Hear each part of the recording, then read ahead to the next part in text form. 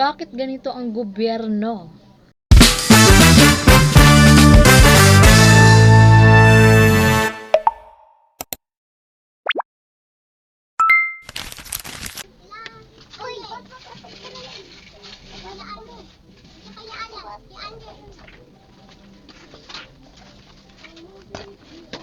Si Melissa!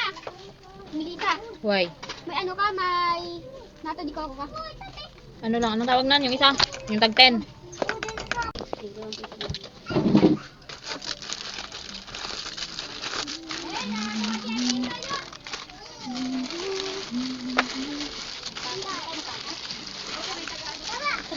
Pumamatay ako dito. Wow!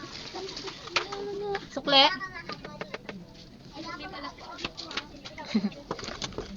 Someday. What's up, kasingket? Welcome to my channel, Millie's Vlog. For today's video, I have something to tell.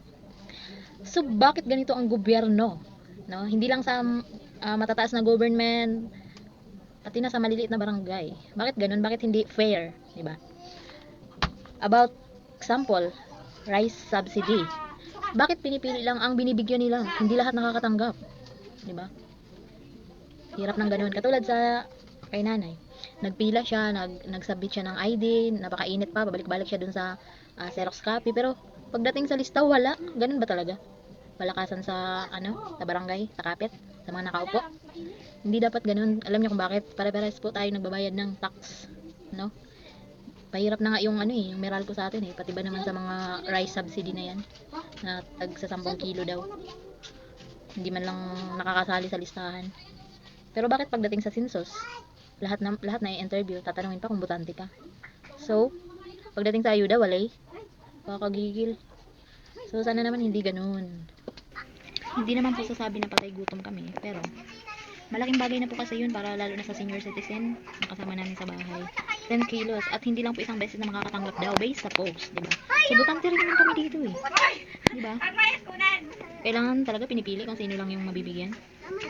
Ang unfair. So, sana naman hindi ganun ang government natin. Maging fair po sana.